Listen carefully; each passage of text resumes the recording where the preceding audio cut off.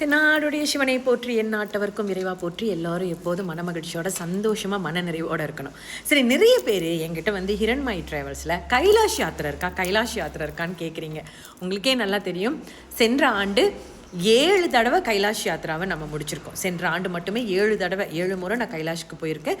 7 முறையும் கைலாஷ் யாத்திராவை நல்லபடியாக, என்னால் இறை அருளால், அம்மையப்பன் அருளால் நல்லபடியாகவே வந்து முடிஞ்சதுன்னு சொல்லலாம். எல்லாரும் மனநிறைவாக வீட்டுக்கு திரும்பணும். 4 திசைகளிலுமே, அதாவது 4 மூலைகளிலுமே 4 முகங்களையுமே பார்க்கக்கூடிய வாய்ப்பு வந்து கிட்டியது. எல்லாம் என்னுடைய அம்மையப்பன் அருள் அப்படின்னு தான் சொல்லணும்.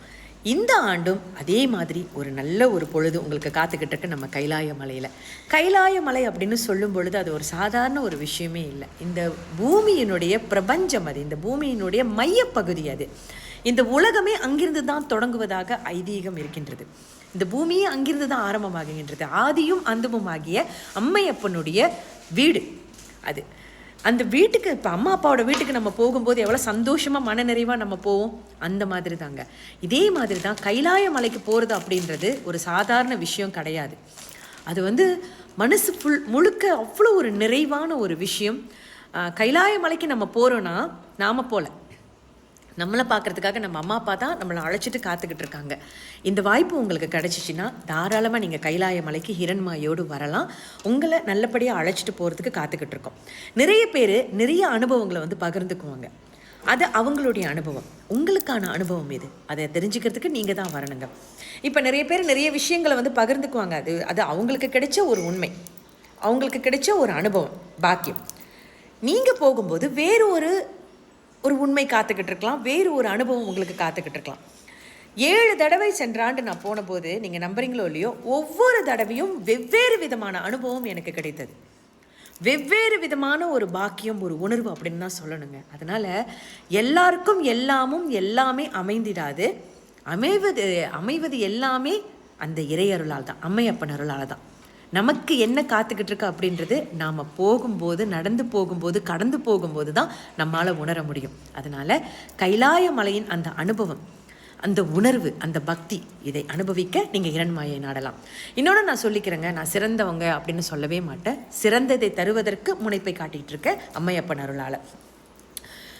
இன்னொன்று, எந்த யாத்திரையாக இருந்தாலும் சரி, நீங்கள் எவ்வளோ காசு கட்டியிருந்தாலும் சரி, காசு கட்டி பெரிய பெரிய யாத்திரைங்க, நான் வந்து 4 ஸ்டார் 5 ஸ்டார்லாம் கேட்டிருக்கேங்க அப்படின்னு சொன்னாலும் சரிங்க, எங்கே தங்கினாலும் எங்கே போனாலும் உங்களுக்கு மனநிறைவு கொடுக்க வேண்டியது அந்த அம்மையப்பன் தான்.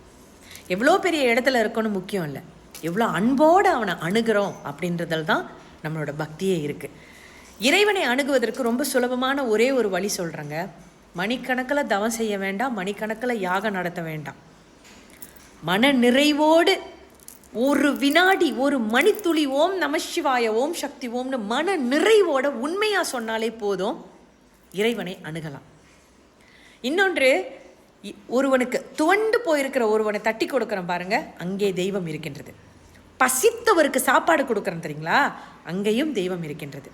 அதனால் தெய்வத்தை அணுகுவதற்கான வழி என்னன்னு பார்த்தீங்கன்னா, மக்கள் தொண்டு தான் மகேசன் தொண்டு.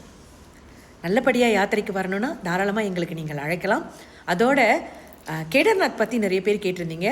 கேடர்நாத்தும் இந்த ஆண்டு இருக்கின்றது. அதை பற்றி தெரிந்து கொள்ள ஹிரண்மயிக்கு நீங்கள் அழைக்கலாம். டோடம் யாத்ரா, கிரிவலம் ஒவ்வொரு மாதமும் இருக்குது. வியட்நாம் இருக்குது, ஸ்ரீலங்கா இருக்குது. தீர்த்த யாத்திரை ஏப்ரல் மாதம் இருக்குது. ஒவ்வொரு மனிதனுக்கும் ஒரு முழு ஒரு சுழற்சியை தரக்கூடிய ஒரு யாத்திரை அது. இந்த யாத்திரையுமே ஒவ்வொரு வருடம் நல்லபடியாக இறைவனர்களால் நாங்கள் பண்ணிக்கிட்டு இருக்கோம்.